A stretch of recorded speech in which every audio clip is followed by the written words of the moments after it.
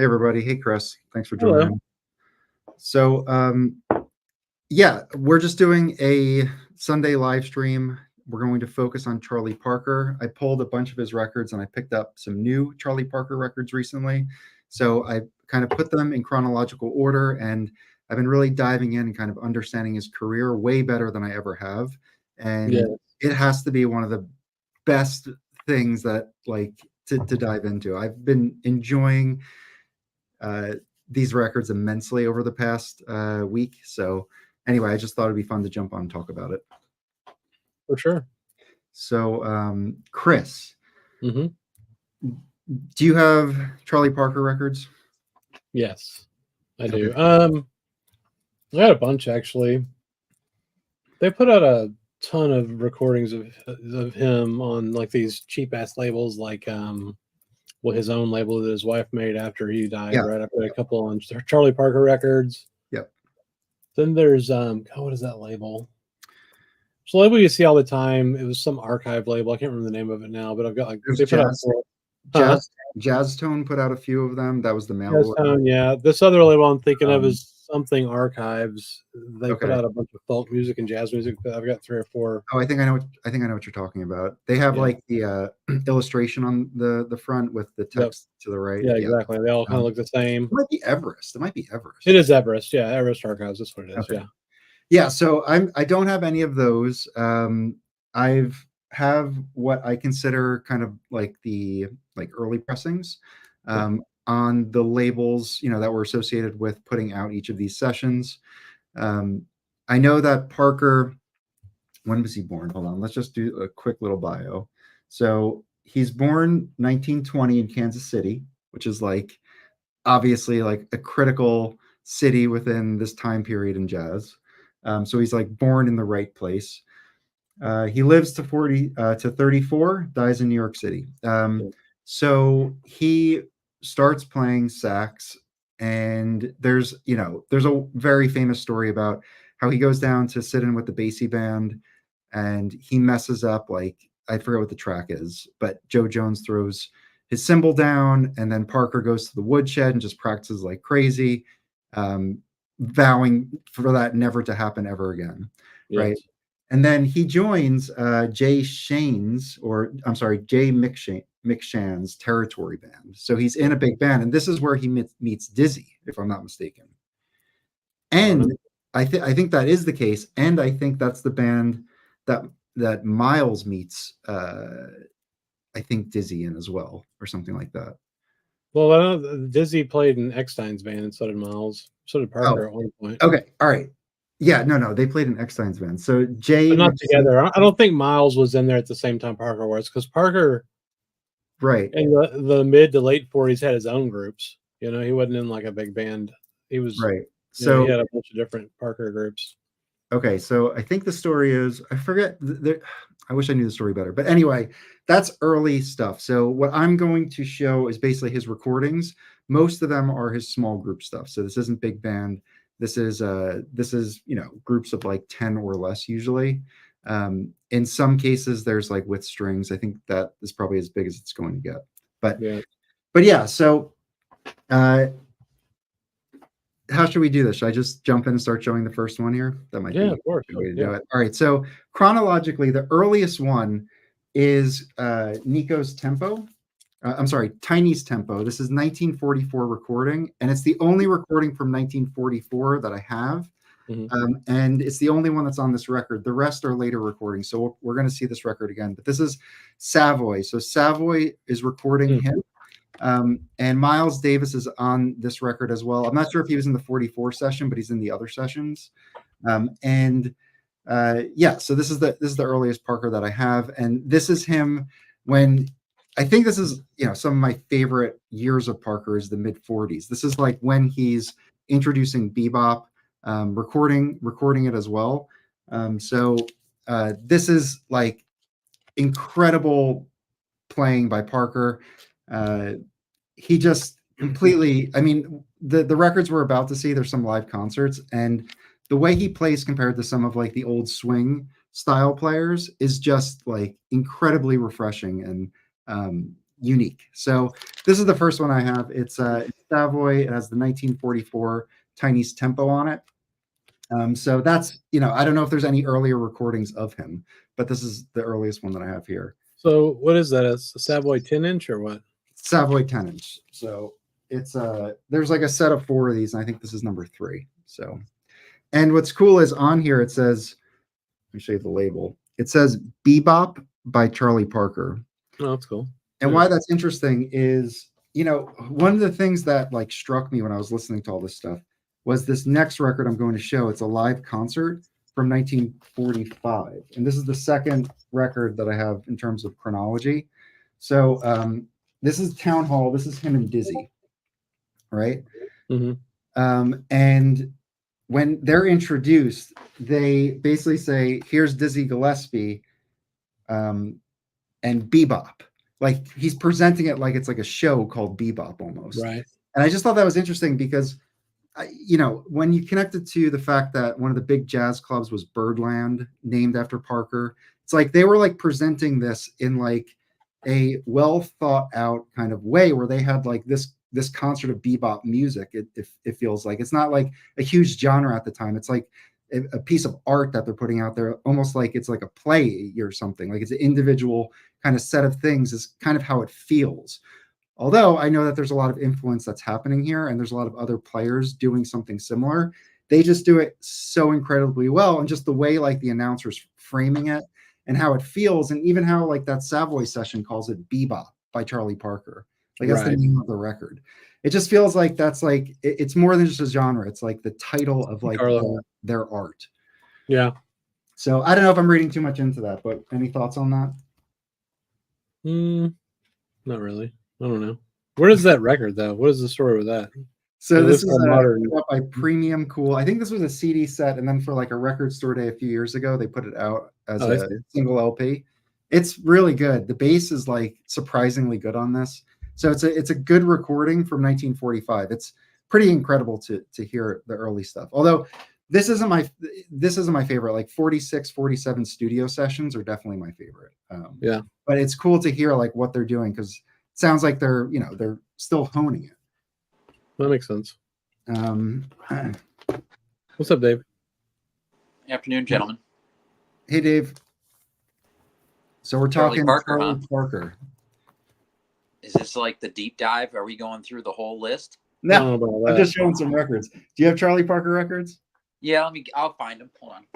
Okay, cool. Yeah, so 45 is like a critical year. Yeah, for sure. Within this. What do you There's got there? trying to think. Well, I have this to show. So this is what you just showed is probably on this one. Yeah. This is, all the master takes basically from all the 10 inches. Yep. It's 2 LPs, and it got sessions from September of 44, 45, 47, 48. So yeah, it's from 44 to 48 basically. Miles is on a bunch of this stuff. Yeah, anyway, this is a good way to get all that music for like $8. It's 2 LPs. Yep. Yeah, and there's like, I think another thing that hit me over the past week is how integrated Miles was into his quintet and sextet. And when I was listening to the tracks with Miles, how modern it sounded, that these are from 45, 46, 47. Yeah. And the stuff that I listen to is mostly from like the mid to late 50s. And Parker and Miles definitely isn't like, he does not sound that great on here, honestly. Like you could tell he like from there to where he goes, like his playing just gets so much more beautiful. He was so young then. But he's Parker's trumpet player, I guess, after Dizzy or alongside like Dizzy on. But so the Miles sessions I thought were particularly like interesting to hear because he's not playing like Dizzy even early on in most cases. Like he still has that Miles sound, and it's such a nice counter to Parker's like burning style, right? To have, because like, Dizzy played in a similar fashion. So you got like 2 like fire breathers there where like Miles kind of calmed it down a little bit. And anyway, I just like immensely enjoyed that stuff. And I know that the recording quality, you know, people, it may turn some people off, but I feel like this is the perfect instance where it's like all about the music, and you can easily get past like the sonic quality. Once you start listening to it, it's just like, you know, incredible playing. So yeah, Mike, No, did I you totally read agree. Miles's autobiography? I no, I didn't know. Yeah, it's interesting because I mean he went to Juilliard, where his parents sent him, but he wasn't. He went there to find Charlie Parker. Yeah, And he did, and yeah. that launched everything. So the story I was trying to remember in the upfront that I botched. It's something about how Miles like sits in with the Eckstein group in where Miles grew up, which I forgot exactly where he was, or around there. And he met, I think he met like Dizzy and them. So then he knew that, you know, they were in New York, so that's why Miles decided to go to Juilliard just to get to New York. Like that was his way to get there. And then once he was there, he's basically said, "Hey, remember me?" It's like day one, he was looking for Bird. That was right, the whole purpose. Yeah, and that was the other thing. Like the whole like how, you know, obviously Parker didn't like he. I don't know if invent is the right word, but like he clearly was a master at this new form because he plays it better than everybody, even everybody later. It's just like stupid to listen to anybody later. and he could play better than anybody, even though he was. I know. You know, anyway, it almost helped him. Well, there were times. Sorry, there were times where, you know, some performances suffered a little bit from. Absolutely. But yeah, we'll definitely get into that. Incredible. I have two examples here I want to show, but just the like. The thing is, like Miles played with Parker, and I knew that he played with Parker, but I didn't realize how close they were. Like he was a key member of his group for a period of years. Yeah.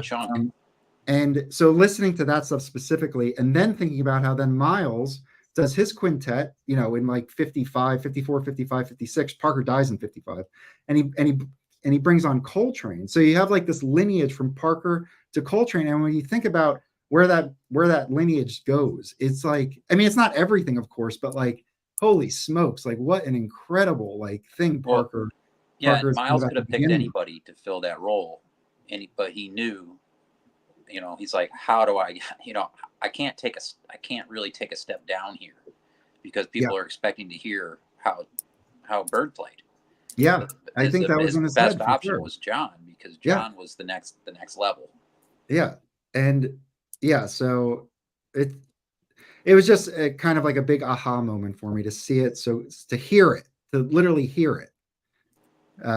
That was like a big deal. So since then I've been like completely obsessed with Charlie Parker for like last week, just listening to everything I have, looking at everything online, what to get, and it's really fun. I have to say, it's like it's the most fun I've ever had collecting right now. Well, when you found that this week, record, I don't know if you talked about it or showed it already, but when you found that record the other day, you know, in the bins for not there steel, yet. Yeah, you know, that's what's fun about old records.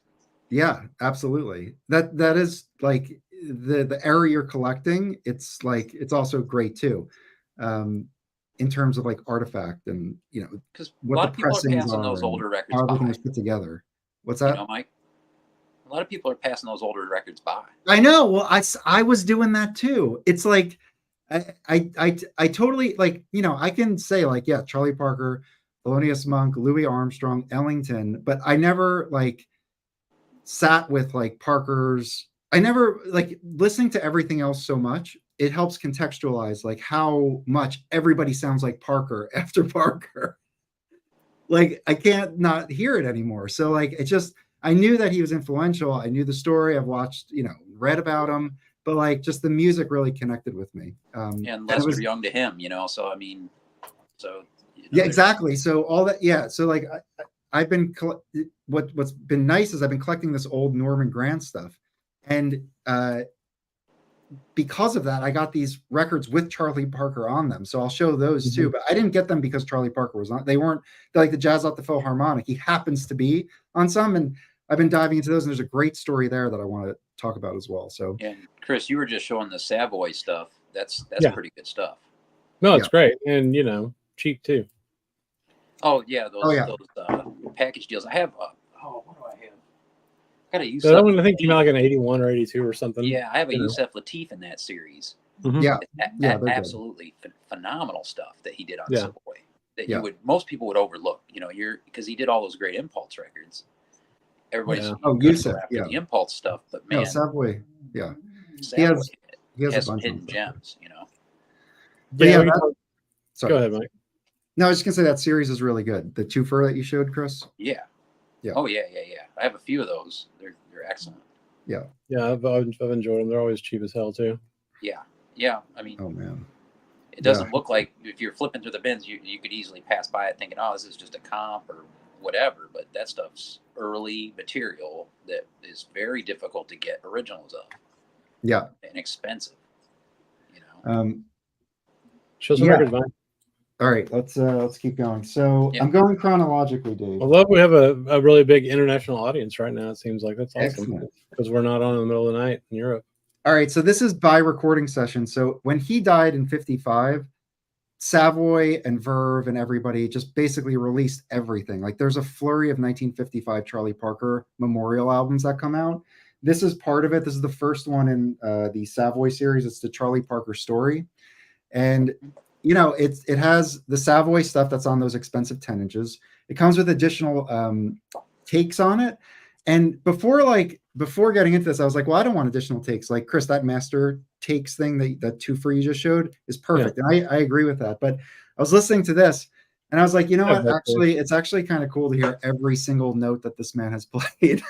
Like I enjoyed listening to every take. It was actually really interesting because these songs, like he does Now's the Time. That might be like his most famous song.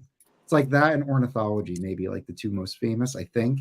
But like just hearing every take of that, like there's a 20-second take, a 37-second take, and just hearing him work through this material that probably has been covered 100 times by artists over the years. Like it's just familiar stuff, and just hearing him like work through it in the studio is actually pretty interesting because his playing is just so good. Like it's just unbelievably good. So anyway, the reason why I'm showing this next one is because this is November 1945. So we're still in 1945.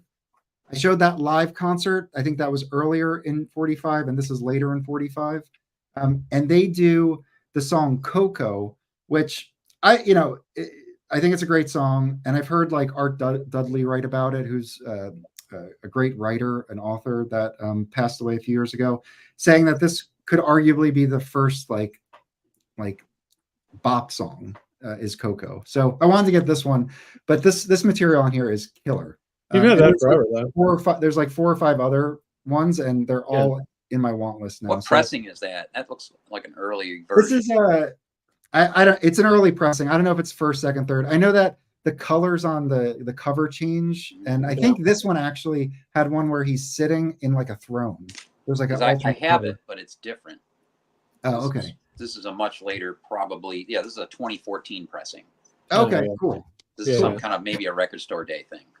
Yeah, I mean it's cool. So he's doing Now's the Time. If you're unfamiliar with Parker, listen to Now's the Time. That's definitely that's like one where he is playing. It's more like bop, where it's like if we want to talk about his style. If you listen to Ornithology, that's the one where he's like ripping on it. The melody is like I can't even do it. It's so quick. It's incredibly interesting and fun and a fun listen. It's really enjoyable.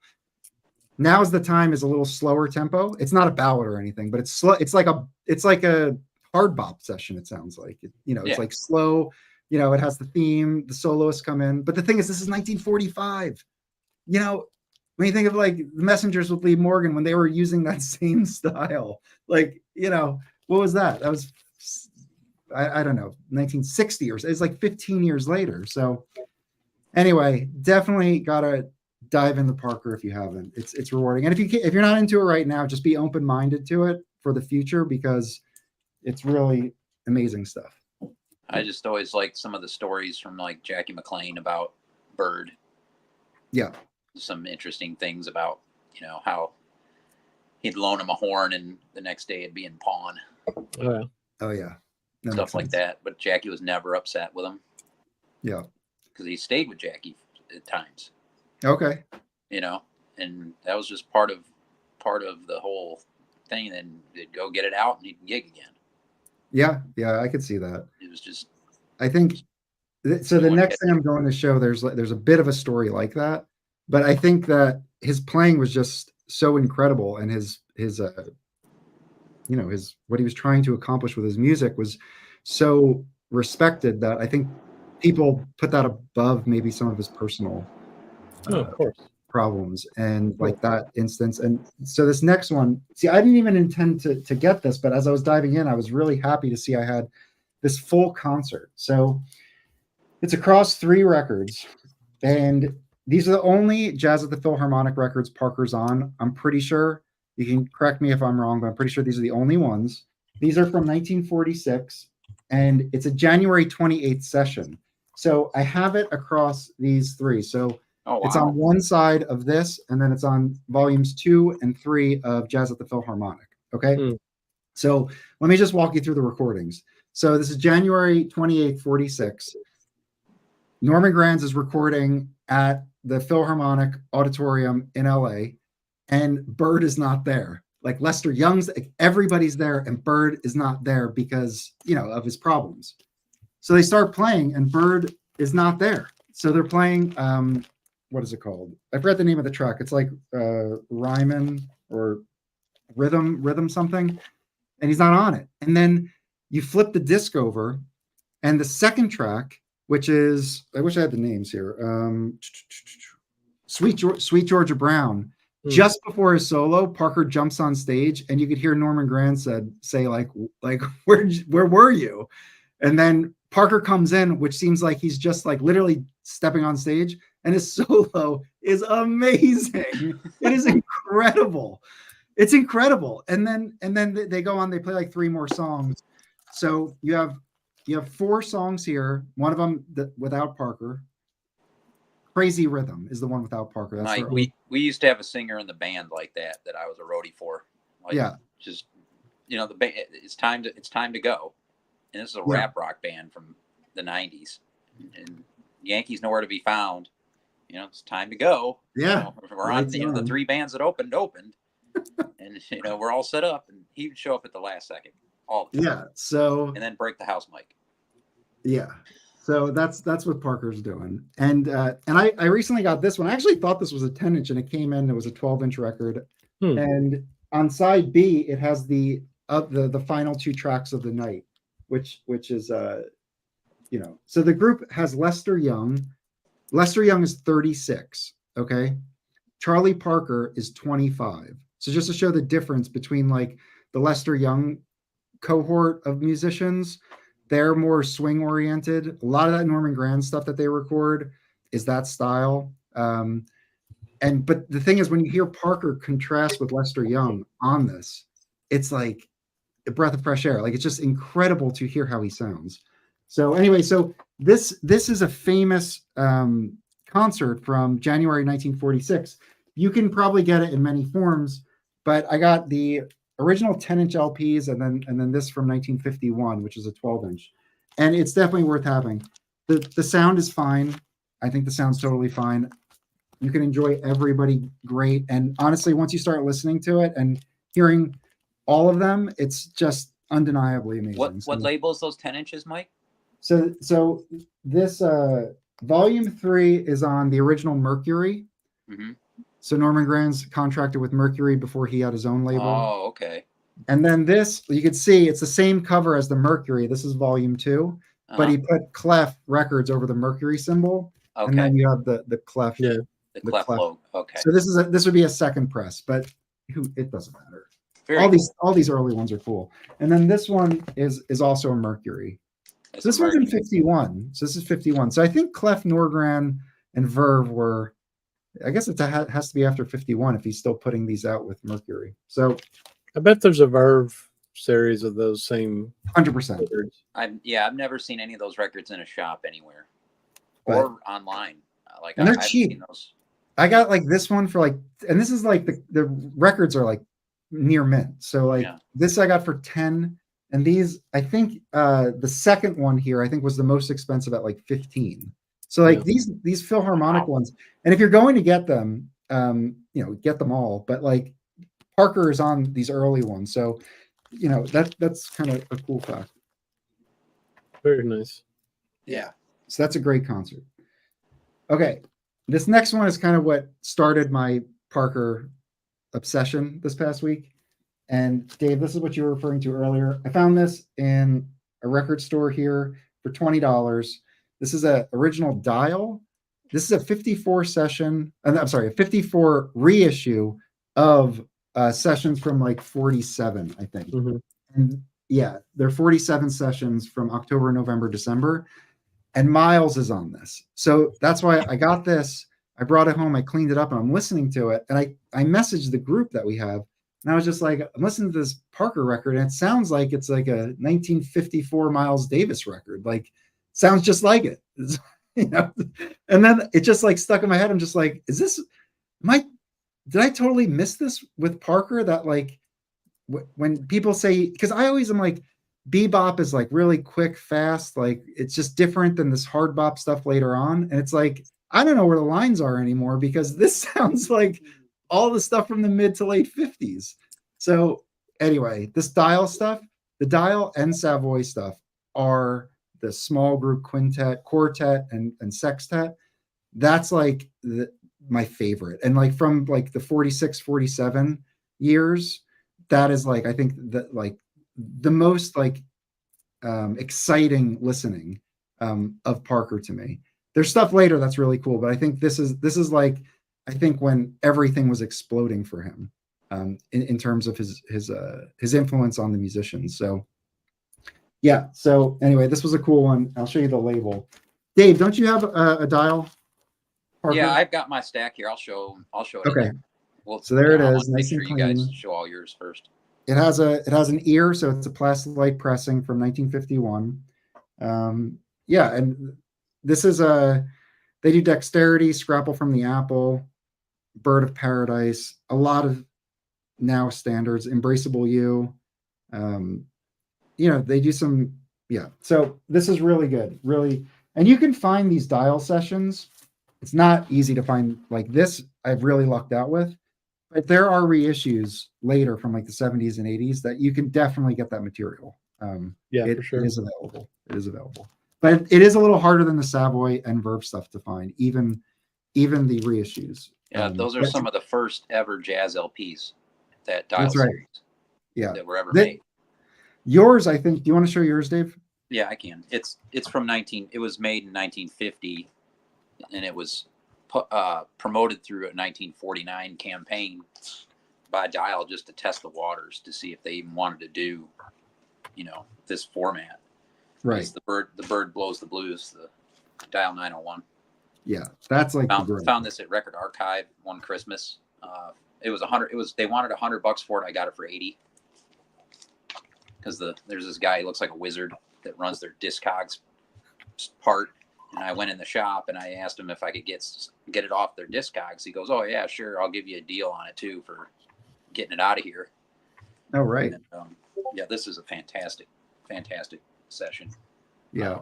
And then I guess there was when they originally sent this out, they put an ad out in two publications. One, I can't remember the main one, and then they put it also out in Downbeat. Okay. And then you had to, I forget how it all worked, but you had to send something to them, right? You had to like request an order form. Okay. Then you got the order form. Then you mailed in your payment. Then they sent you the record, and the record didn't have a cover. Then it was just the record, right? With a plain sleeve. And then from there, because they had so much interest, they went ahead and made this pressing for the public in 1950. Yeah. But I don't even think they made that many. So that's right. Yeah. So like if you think about the advent of the LP, Columbia is attributed with creating the LP format. Dial was right there. Like, yeah, I mean, this was 1949. In terms of timeline, 1950. That's like right there. So it was mass produced in 50, but they I believe the original is from 1949. There you go. So who knows, you know. It's a toss up between. It's probably Columbia, but they were right Well, there. Columbia invented the format. They Right. did. Yeah. And Dial tested the waters right away. Yeah. Like, okay, I think they did it in either 46 or 48. They came up with the LP. but this title is considered the first ever jazz LP. And if you think about it, like even the cover at the top, it says collectors, like collectors jazz, because it's essentially a collection of what would have been 78s, right? Like this was the dominant format. So, but you know, again, do not shy away because of sound quality. There's just no way if you are a music lover and you listen to this stuff that you can just be like, well, I mean, it is just the best. The gear that was being used to record with, you have to think, wasn't like it is now either. But it's still good. Situations in these clubs where some stuff was recorded with one mic. But you can hear his horn, and I feel like, and the horn sounds pretty good. So like, I feel like that's all you need, because it's just like, it's like almost like you're listening in on a conversation. Like it doesn't fidelity, like it's nice to have, but it's just like you're hearing this guy in 1945 record this, and it's better than everyone that came after. It's just like, it's so ridiculously good. Well, he was a big, strong guy, and he could really put some energy out into that horn. You know, I mean, one of my dad's best friends, he's passed away now. Frank, he was a school teacher of mine. He was a big, big man, and he was a saxophone player, and you could hear him from a mile away. Yeah, he was belting out on the horn. You could hear him from. I'm telling you, he would be playing inside a club, the part at the ski resort where his band would play. I'd be outside in the parking lot. I could hear him before he even got up to the building. Yeah. He was a big dude. Parker, supposedly when he was practicing at the woodshed, he was putting in 11 to 14 hours a day. So, you know. Yeah. Chris, what do you have some more records too? Not really. I mean, I don't have them handy. I mean, do you have any of his CDs? Not yet. No, I'm gonna get some. Okay. Yeah, that's one thing. I don't have any Parker CDs. I want to get I want to get the Dial stuff on CD. Yeah. But I'm trying to decide between like what they call the master takes versus complete sessions, because I don't really give a shit about 7 different versions of the same song. Right. If you want to get as many songs on one thing as you can, I would. Yeah, I mean, well, the Dial one, there's both of those, right? There's both options, and the complete one's kind of crazy because one of the CD releases, they put all the songs together, so it's literally like every version of it, right, one after the other, through the whole damn thing, which that would drive me insane. Yeah, there's a few records that's all it does. I don't like that. So I don't know. I have to figure out what we get, but I like the Savoy one. I've got some of his Verve records too, like that Charlie Parker story. I've got 2 or 3 other ones. Okay. All right, cool. Yeah. So the next one I'm going to show is what is it, Clef? So it's part of the Clef Norgram Verve family. Yeah. So yeah, just for people who are tuning in that are unfamiliar with Norman Granz, he's a producer. He did jazz at the Philharmonic, so we saw those live concerts, and then he developed his own labels and recorded some of the greatest jazz musicians of the era. So Parker, he gets in the studio. So now let's just think about timeline, okay? So it was 46 was that jazz at the Philharmonic. So that's early. So that's like really early Parker. Him and Dizzy are like creating like these standards. It's an incredible period. He also is recording for Dial with Miles and some other people there. There's a lot of like familiar names. Like when you also look at these sessions, like Max Roach is a Parker guy. Like the people who played with Parker, like the younger guys, are just like incredible. So anyway, so this next one, you know, when I was thinking of Parker before this like past week or so, I would always think of his Verve stuff, and that stuff was more arranged. And this is why also I think my understanding of him was completely incomplete. But this is something I picked up for my birthday recently. So this is a first pressing of the 12-inch Charlie Parker with strings. So this contains both 10 inches on here. It's a beautiful condition. This is, I didn't write when this came out, but I think this session is 1950. Okay. So, or it's like 49 or 50. And what you have to think about here, or what I was thinking about here, is this is so different than the bop small group stuff. It's like totally different. And I was like, well, what else is, what's like an analogy? It's kind of like Coltrane, where like Coltrane did ballads, right? If you only knew Coltrane by ballads and then you listen to his other stuff, it's like, so I feel like Norman Granz was like, let's get Parker into the studio. Let's do some arranged material for him because he's a genius and he deserves people to hear him in that format too. And I think that's was kind of like the project that they were working on here. Again, I think he was like showing up late to sessions and all that kind of stuff, but he did record him. And there is some on Verve, there is like Parker and Dizzy small group stuff. And they're doing some of their early material. And you could tell like it's not as like raw. It's similar, but like he's playing, I don't know. You can see there's an evolution or a progression in his playing. It's a little, I guess, smoothed over. That could also be the production direction as well. But this is a great one, and I do think that analogy with Coltrane makes a lot of sense for me to help kind of contextualize like what this man's short 10-year recorded history has to offer. So this is and another thing. Do you guys know who this is? No. That is Mitch Miller. Oh, yeah. Mitch Miller. Yeah, I didn't know that. Oboe. Is oboe? Okay. Yeah, so Mitch Miller was like a very accomplished oboe player, so much that David Stone Martin drew him into the cover here.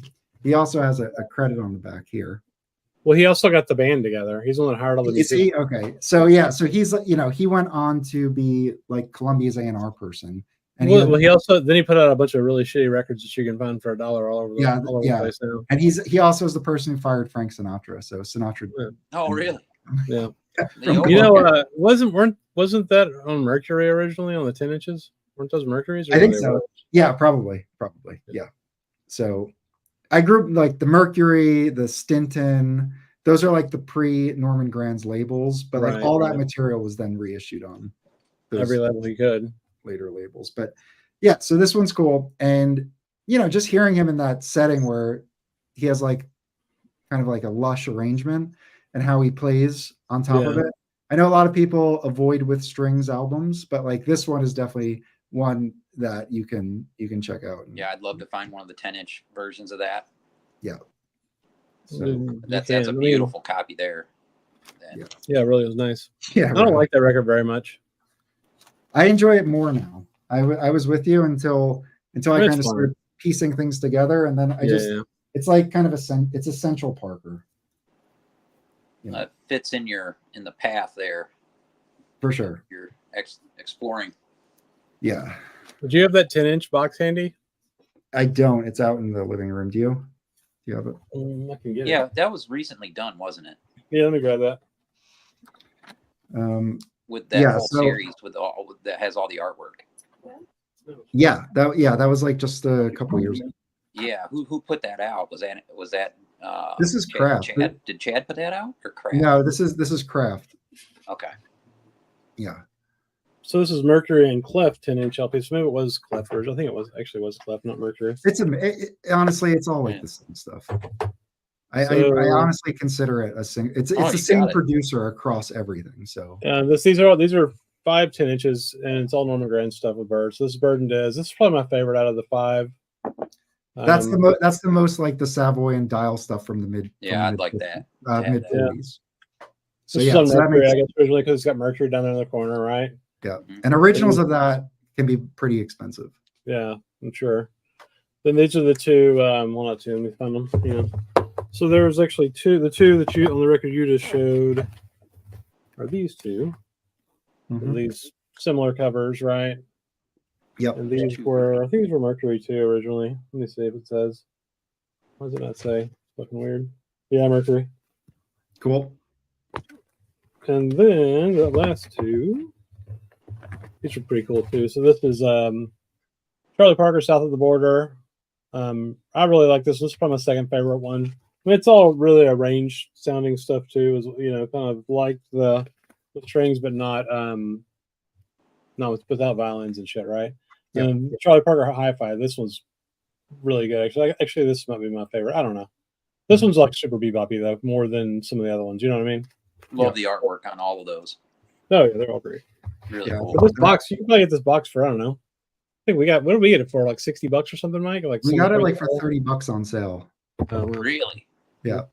Yeah. And I will say, so I showed the original pressing, and I have that box. So I did an A/B comparison, and that box sounds incredible. The original sounds great. This is kind of my assessment across the board with these old jazz records. It's like the old original first pressings sound great, and then these modern reissues just build on it and make it even sound better.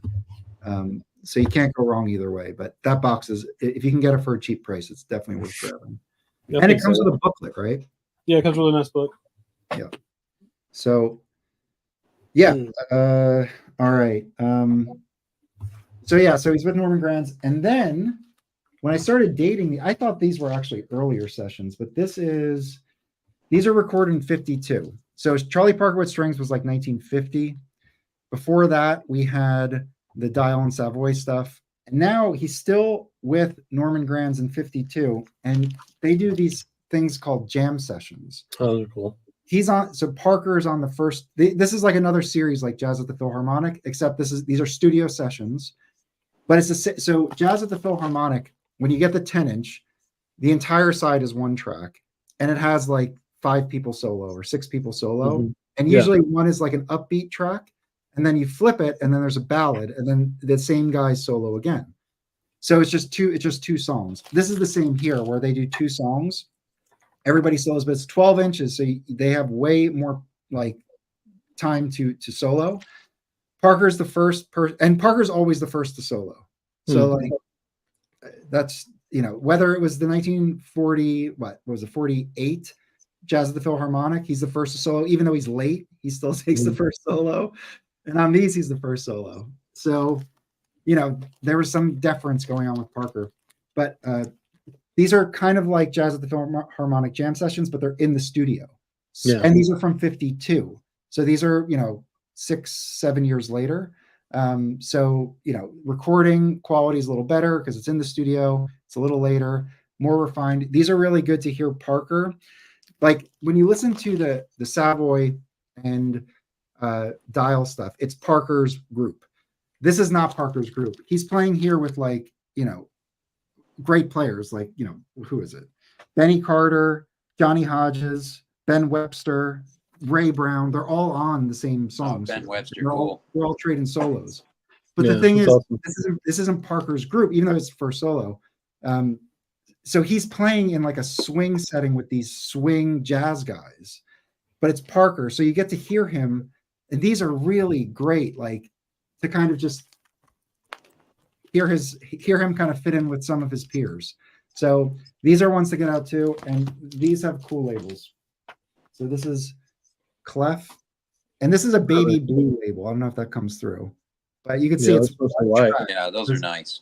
There's no bands; it's just one track. It looks like it's in great shape too. Like I don't see any scratches or anything. This feels like it's 300 grams. It feels like the heaviest record I've ever held. So, and this is good. 53 pressing. So anyway, so these are cool. So now we're getting, he dies in 55. So this is 52. So we're getting towards the end of his life. Okay. The next thing I have here, I have 2 more. This is from 53. So it's the next year. He does a session with Miles. So he's on the first side of this. It's a WOR session. Parker's there. And apparently the story is Parker is wasted drunk and just is being disruptive. And that the session actually hurts from that because it's just, he's basically like making fun of Miles to the other musicians. He's being belligerent and he's drunk, but it's still interesting. I had it in my collection, so I pulled it out and gave it a listen, and it is still great to hear him. So if you have this, Parker is on side A. He's credited as Charlie Chan. Yeah, that's happened more than once. So the next record, it's that too. So did you say belligerent and drunk? I can't. Yes. We actually paged you to join the stream. Hold on, Rob. I have one more after this. So anyway, so he's on this. This is 53. And the last thing I have him on is the famous Jazz at Massey Hall. Mm. This is a mono reissue when Fantasy originally bought Debut. This was the, I think, debut album here. And this is really nice. It's obviously, it's from like 61 or something. It's on red vinyl. It's mono, cool. so it's from the tape.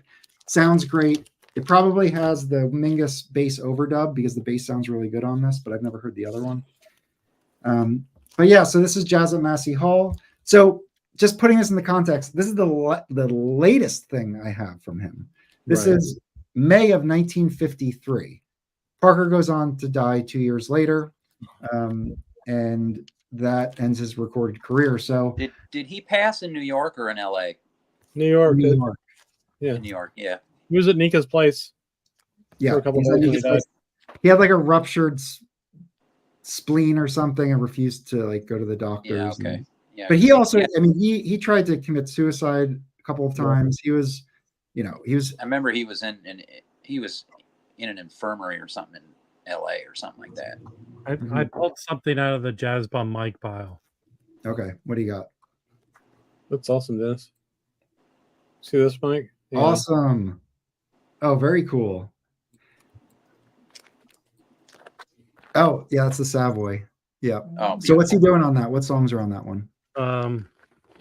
I think that one is actually all master takes. He's doing G My Spleen Hurts. Is every song different on that one? I think it is. Yeah, it is. So that's one to get, Chris. That would be one of those ones to get. We'll already have all those songs. I mean, they're all on. Oh, all right. Never mind. But yeah, I do want to get that. That's really cool. Maybe the introduction by Jazzbo Collins. That's your new name, Rob. Jazzbo. Jazzbo what? Collins. Who gave me that name? I did just now. Just the first part, though. I don't care about the last part. Jazzbo. So hold on. So let me Rob. Let me just break down his. How many gummies are you? Hold on. Let me break down his career just really quickly. So you had his formative years, which there's great stories. I don't know if there's any recordings. I did look to see if he had any recordings with the big bands, but I couldn't find anything. If anybody has those, please drop them in the comments. I'd love to hear. Probably during the strike. So there's probably nothing. So that was probably all during the strike years during the war, right? So then he like moves to New York. He is playing with Dizzy and he's like creating this new thing. And that 44 session is one of the earliest ones on Savoy. So that's the earliest I could find of like the small group bebop stuff, like the bebop art project, whatever that is. Well, you know the story about how they, all these guys that were doing bebop they talk about Minton's because that's where they all started doing it. I mean, they would go play in the big bands and play at the big white clubs, and then afterwards they would all show up at Minton's and basically invent modern jazz together. I think Miles brought his trumpet to Minton's, and he was trying to get up on the band stage, and somebody else like beat him to it, and apparently his playing was terrible, and like he was being made fun of. So Miles actually delighted in that. Hey, yeah. Can you highlight Patrick's comment? What do we got? Yes. Yeah, come on, look, man. That dude looks like he's 60 years old. Yeah, exactly. That's a hard 34 years. Yeah, that's right. I mean, but that's back in the day where people were 50 and they look like they're 85 years old. That's true. I think Miles might have even mentioned that in his book. Yeah. He also drank iodine, like a bottle of iodine, a couple times to try to end things. And I mean, so that, he was just tearing up his body. Absolutely. I mean, well, when he would get off of, the heroin, he was just a horrible drunk. Yeah, it's very unfortunate. His addiction was really bad. Obviously. Yeah, and I heard it started because he got into a car accident, and for pain, I don't know if doctors like gave him morphine or opioids, and that kind of is when it started. Who took more great jazz musicians, cars or heroin? Heroin, probably. Yeah, cars. The cars were bad back then, man. Yeah, for real. Well, they made cars like tanks back then. So if you crashed one, you were just like a BB inside of a giant can. Yeah, you didn't wear seatbelts. Yeah, just Okay, hold on. Did I finish the timeline? So you have the formative years. Yeah, it's in New York. That's the Dial and Savoy stuff. That's the kick-ass paradigm shifting stuff that is just unbelievable. And then, then he goes on, he continues refining. He does the lush stuff with Norman Granz. He, continues, developing as an artist. But I think those are kind of like, he has a short period. Yeah, for sure. Well, so that part was when the industry jumped on board and was like, how are we going to make money off this? Well, that's the other thing. It's like all this stuff just feels derivative. Like, and I know it's obvious, but like I just hear it so clearly now. Mm-hmm. I mean, I'm not joking when I say this. My issue for me with him is he's a victim of the technology. But what is the best sounding Charlie Parker recording? It's going to be, the thing is, I think the most exciting ones, the ones that hooked me, are not the best sounding ones. Well, I understand that. I can't get past that. That's my problem. And the best sounding ones are going to be the later stuff for Norman Granz, who put him in a studio and, I did hear one I didn't buy. All those covers that have the same illustration. Yes. The Verve ones? The one, I did listen to one. I don't think it's with strings. What's the other one? I don't know. The Charlie Parker number 3. Can you bring that one up, Mike? I streamed one of those. And they Charlie Parker story number 3 on Discogs. Yeah, sure. So that's that one. The Verves are actually kind of pricey, like their OGs, where the rest of them are the reissues are not. I know. I'm trying. Which one? It's the blue. It's got a blue cover.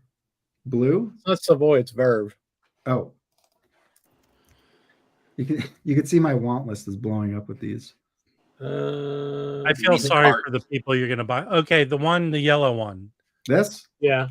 That's the best sounding one I've heard. That's the one that you have with the red. That one's okay. I don't have that, but I've streamed it a number of times, and it's a compilation. All the recordings are different on it, but there are some better sounding ones. Go back.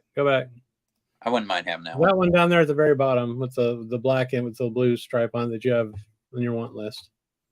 This? Yes. Okay. Is that number 3 or number 2? This is 2. Well, whatever. It's that series, but the number 3 one is kind of pricey, and Verve by Request did an issue of it. It just looks different than that, I believe. But anyway, no, it's a different one. I know which one you're talking about. Hold on. But they redid it, and they cut it from the tapes, and Ryan K. Smith did it. So I think I'm going to buy a copy of that. Really? Oh, yeah. It's this one here. This is it. Now's the time. Yeah. Oh, yeah. And it's the Genius. So they had different series. So that series we were just looking at is more of a compilation across 3 records. Right. This is also a compilation, but it's like the complete recordings of Verve. So there's Now's the Time. And what is on this? That one, the Verve by Request Ryan K. Smith did. Yeah. You have it or no? No. Can you scroll down, Mike? Is it pressed at Third Man, or where is it pressed? It doesn't say Third Man. Yeah, that's what they're all. Scroll down and see what people are saying. Yeah, I trust what people say there. Sweet, flat and quiet vinyl. I found the sound quality of this recording to be better than most Parker recordings I've heard. Third Man Records did it right with this reissue. If you like Parker, I don't think you will regret buying this record. See? No problem with my copy. Like a lot of Parker materials, sound quality isn't brilliant, but the music certainly is. Well, I like that guy. Who is that? That's my feeling. Yeah. So yeah, I think I'm going to buy that one. That might be one. Yeah, and that's like a good one. I've actually seen that older. I don't know what pressing. Can you look at the first pressings of this one? Sure. Hold on. But he does. So even though it's titled "Now's the Time," which is like his famous song, it doesn't look like that's actually on this. So. It is. It's 5. Yeah, it's the last. Oh yeah, here last song. Okay. All right. Let's look at what the OG goes for. Give me a second.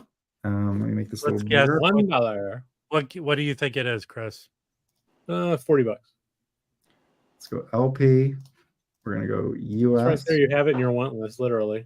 Yeah, I'm just narrowing it. Okay. So just aside, these American recording societies, they reissued a lot of Verve, and they have RBG in the dead wax. So it's a Rudy cut Verve, which Rudy didn't cut Verve. Oh, yeah. So anyway, and these are usually even cheaper. Yeah, Felipe's got 1 or 2 of those. All right, so the median's around $30. This is a Rudy. Rudy 2D Fresh and Fruity. Yeah. Yes. Let's look at VG Plus, bro. VG Plus 53 Banana Yeah, Records. see, $40-$50. Yeah, told you So- they're it's kind of pricey. That's why I'm gonna get that. That's why I'm gonna get that Heard by request and check it out, see if it sucks or not. Get that third man reissue, and that should be good. Yeah. I mean, I'm some of those are terrible, some of them are great. So I went- But I Ryan went- K. Smith doing it, The ones that Ryan K. Smith did usually are the ones that people say are good. So I think over the next month or two, I'm gonna focus on Parker and just get some of these early things that are more affordable. Did you want to Just see do the it. stack mic that I got? Yeah, Yeah, absolutely. let's do it. I think you already probably showed a couple, but I do have. This is one I got at a convention. Nice. It's a Savoy. It's a. I think That's the Volume 2 Memorial. Yeah, Yep. and this is the first pressing of it, I believe. Looks clean. Nice. It was still sealed when I got it, but this has stuff from 44 to 48. I believe are the years. Yeah, But that yeah. sounds right. You know, Curly, Russell, Max Roach, Miles, Parker, John Lewis. Yeah. Rob, you got to listen to that Parker record you just showed. I did. Miles I is did. on. Okay. It sounded like. It doesn't sound that bad. And there's this one you showed. Yeah. Yep. This is the 2014 version. I assume it was a record store day one. How many records are called the Charlie Parker story? All of them. Yeah, Like there's a 50. bunch. Of course, this one we talked about already. Yeah. Where it blows the blues. Just for people watching, if you want to get a copy of that, there's one available for $900 right now. Yeah. How much? 900. I should sell that. I paid 80, Yeah, you should God sell it. and that was not that many years ago. This is probably my favorite Bird record, and I think it's just because of the whole thing with it. An evening at home with the Bird on Oh, Savoy. cool. Yeah, it's, very nice. it's him playing in his apartment in New York Oh, wow. with Oh, the right. window open, and you can hear the street. That's cool. Wow. And everything that's going on in the world is happening on this record in New York City. And if you ever had Charlie Parker over to your house, he drank all the iodine. It was amazing. I love this record just because of what it is, and just because of it's different. You know what I mean? I'm hearing Now, the hustle and bustle of New York. while listening now, to Bird. what was the basis of that? That he was just recording himself, and I don't know, it's there's pot. only- Is there's that only 4 released? cuts, but it's got Hot House on here, which is just badass. Is that released after he passed away? Oh yeah, it had to have been. Where they just find recordings of him and just put them out? Yeah, I don't know the whole story. It's pretty cool though. That's a I mean, favorite. Do you hear Yeah. people screaming "shut up" and stuff I'm gonna like check that? that out. No. I'm gonna check Shut that out. the fuck up. That's a cool one. This one, which everybody says Yeah. sounds like garbage. Okay. So Yeah, this it does. this is a good point here that's related to this record. So Patrick is saying the worst Parker recordings audio-wise are the ones done by Dean Benedetti, who went around clubs recording Bird on a portable disc player, and he only recorded his solos. He wasn't recording the full songs. Oh yeah. Some of them are full Not songs, but always. mostly solos. Yeah. So he just wanted to document Bird. So that St. Nick's is one of these Benedetti recordings, and there's a bunch of other ones too. Yeah, I love this cover so much. This was in the Bob Shop basement for $5 or something, so I grabbed it. Yeah. You know. Now who's he playing with on that? Does it have a lineup on the back? Oh yeah, it's Roy Haynes drums, Tommy Potter bass, Al Haig piano, and Red Rodney trumpet. Okay. Interesting. But yeah, Roy Haynes on drums is great. Yeah. And I do like the music on this. What- But it's What is not he like? not the 10 best years sounding old? record. Is he like 10 years old on that record? Yeah. This one's on Charlie Parker Records, so this is So you know the story behind Charlie Parker records. That's not. Hang on. That's not. Dean Benedetti didn't record that, Mike. the What? bird Dean sym- bird Benedetti didn't cymbals. record that last one. Oh, he didn't? I thought No, that was a guy named Jimmy Nepper did, but it was still an amateur recording. So And yeah. Jimmy Okay. Nepper's Really the cool. trombone player, right? Really cool gatefold on this one. Yeah, Photo. the Charlie Oh. Parker records is his wife, Wow. or the two wives. Who's the other wife? That was a Charlie Parker record gatefold? Yeah. That thing looked nice. Yeah, this is cheap too. Mostly those are. The record. It's just a plain label. Yeah. This is in nice shape though. Does it sound okay? Yeah, this is fine. Okay. I've avoided those. I've heard that they No, use like well, recycled. I have some that are good. Some original records came out on that label. Yeah. But it was mostly for them to keep the rights to the live recordings. Yeah. Right. And then the concert you talked about where he's Charlie Chan. You know. Yeah. Now that reissue was on sale for like $17 for 5 minutes left. Did any on really? Amazon. Did anyone This is the buy first OJC? Did anyone buy the reissue that came out last year? Hot House? No. Yeah, I'm going to, and if I can ever get it on sale for like $30. It's 4 or 3 discs. I think it's 3, and it has both the overdubbed version so the story is Mingus had the master tapes. It was put out on Mingus's label on debut. Yeah, so right. He had the tapes, and he didn't like how his bass sounded, so he recorded his bass over the original tape. So Hot House has the original how it sounds without the overdub, and then also the overdub version of the entire concert. But there's 1,500 different versions of it. The one I mainly have is the twofer. Okay. Yeah. But then I've seen debut ones where they've released it, but like as a Bud Powell one, right? I'm not totally sure. Yeah. And Rob, you're talking about the Hot House that got put out recent? Yeah, like last year. Yeah, who put it out again? Kraft. Yeah. That was I knew a lot of people that picked that up that they thought it was pretty the twofer sounds good, and you can get that for like $8. So I'll just jump in real quick. So the reason why I have this is because I wanted to explore the debut label, which was Max Roach and Charlie Mingus's label back in the mid-50s. And the originals are super expensive, and they were pressed on polystyrene. So, I was looking for ways to get it, and I found that Fantasy bought debut, and in the 60s they reissued a bunch of debut stuff. So, and they're way more affordable, like $50 or less. I think 50 was the Mingus Live one at Cafe Bohemia.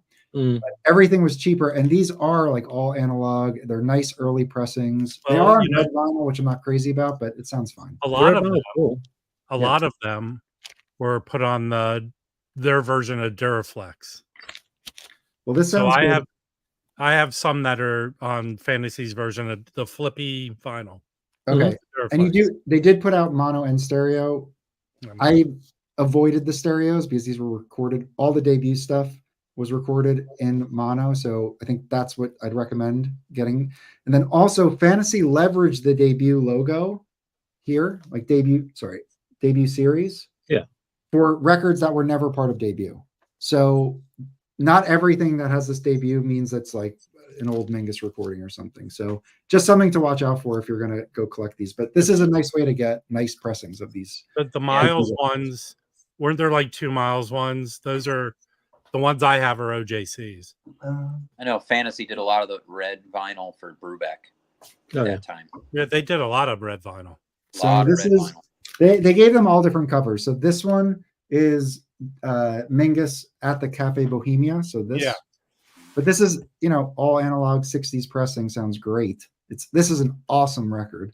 Hold on. This is the Fabulous Thad Jones, which was this was the 12-inch, and then there were 2 10-inches of this. Thad Jones is great. He's so badass, and Mingus just adds to how badass this record is. But you got Max Roach, Kenny Clark, Mingus, Hank Jones, Frank West. So it's pretty killer. And then final, this Miles Davis Blue Moods, which is this record. Oh, Dan almost bought a CD of that today. So I have two right here, Mike. Okay. So I have this. I have that. Yeah. That's the debut? Yeah, they're covered up. Yeah. Oh, okay. But that's pretty good. This is really good Duraflex. See? So, okay. And then I have this. This is both those. This is actually Van Gelder mastered in the Dead Wax. This twofer. So this is half the Chaz. It's the same concert, both albums. And then the second one is Mingus Quartet plus Max Roach. Okay, cool. So these are it's the same exact show. Yeah. The full show. Yep. But this is a good Van Gelder mastered one to get, and this is under 25 bucks, maybe less. So it's cool. Yep. Nice. So yeah, so I've been having a lot of fun diving into Parker stuff, and it makes me want to get more of his stuff. But then it also makes me think of like maybe I should revisit my Ornette stuff. Like I want to like jump to another paradigm shifting, artist. So I'm thinking I might with like my learnings from like the Parker stuff, jumping to Ornette, I might have like a different understanding of what he was doing. So Yeah, I mean, that might be the next place I jump. Ornette goes, yeah, things change drastically. Yeah. So I think I will do that. But there's like I'd love to get more into Mingus, and there's plenty of other guys I want to get back into Coltrane for a couple of weeks so we can make the other videos. I need to buy records. I need to buy his later stuff. There's like huge gap in my collection. What are you missing? Some of the Impulse? A lot of the Impulse. And I feel like I have a good number, but he put so much out that like it just and it's so it seems like it's so different. So it's not like Prestige where it's like you can kind of get a sense of what they all sound like, sort of. I feel like the Impulse stuff is like each one is really like what was that one? I tried to get everything. It's just isn't there one with just like him and drums or something, or him and bass? Of who? Of Coltrane. It's like it's Interstellar Space. Yeah, that one. Like it's just great. I don't have that. That's one of the greatest albums. I found it 2 times in the last 3 months. Just get the CDs, man, or stream the Lunchbox here in Charlotte for $20. You'll live. Yeah. If I see it, you want me to get it, Mike? Yeah, if you can get it for it, it doesn't matter if it's like a first pressing or not. Or at least I like those green bullseye Impulse pressings. I think those sound really good. So I don't know when that one came out. I got some other Coltrane shit coming. Impressions is one. 73 or 4. Yeah. Impressions is good. There's something else I can't remember, but I should have those in this week. Ascension's the only one I don't really get into. Yeah, one of the first where he really got out there. I don't know that one. I know where there was an Ascension. Atomic had a copy of Ascension. It was edition 2. Did they ever? Do y'all know? I bet they put out. I wonder if they ever put out a CD of both of them. I bet they did. I think. Yeah. I think there was, and also I didn't realize this. There is a mid '70s pressing of edition 1. Oh, okay. With a green label. That's cool. Yeah.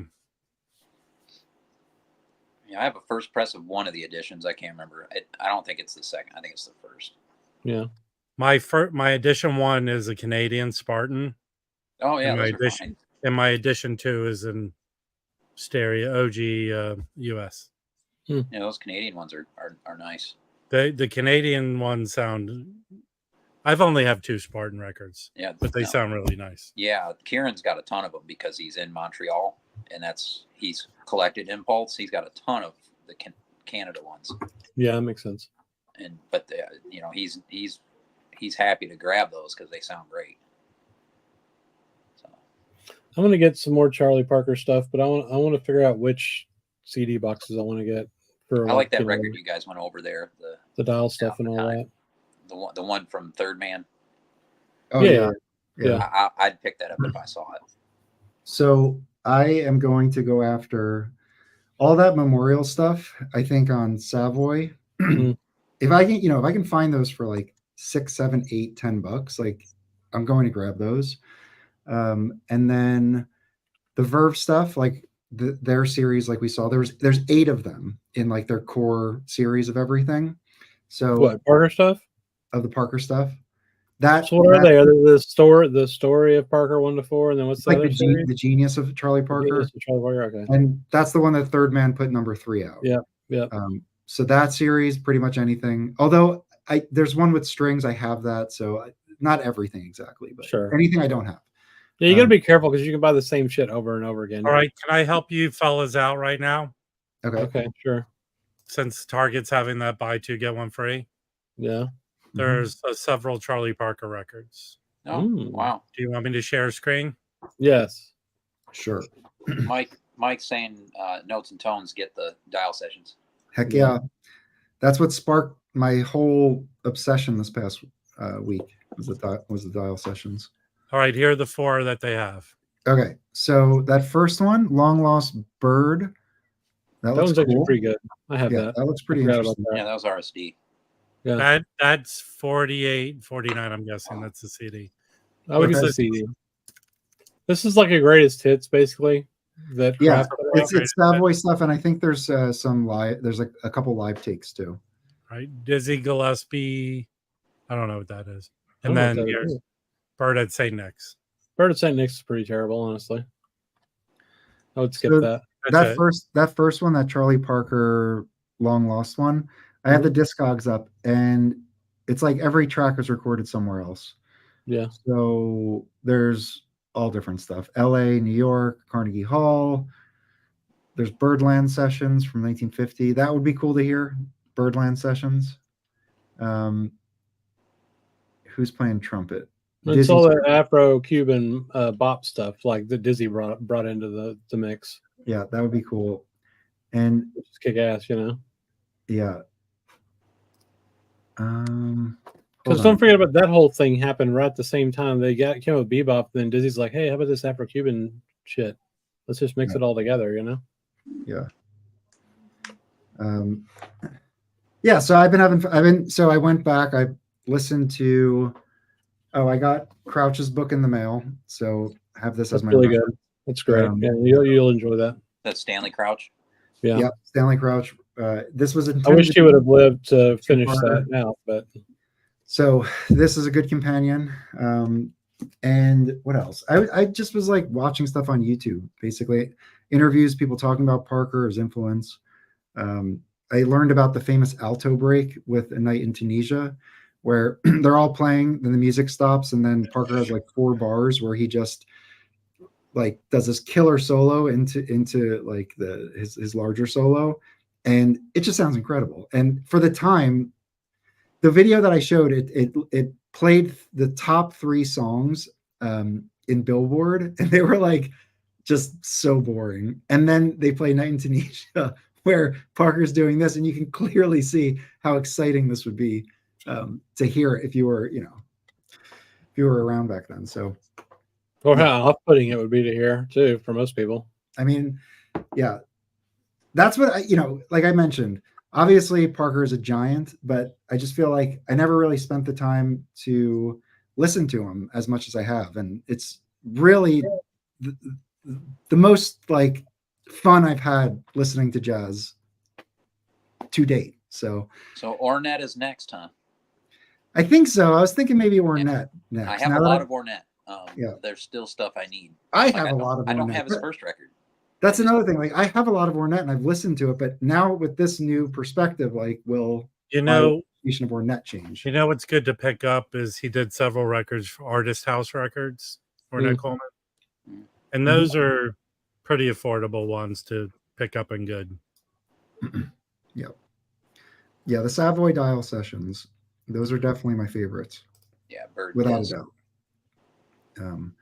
Just so cool. So, all right. Well, I just wanted to jump on, talk what I've been kind of listening through. Thanks for jumping on, everybody. Any final thoughts on Parker? Yeah. Covered it pretty well. All All right, guys. Thanks for joining. See ya.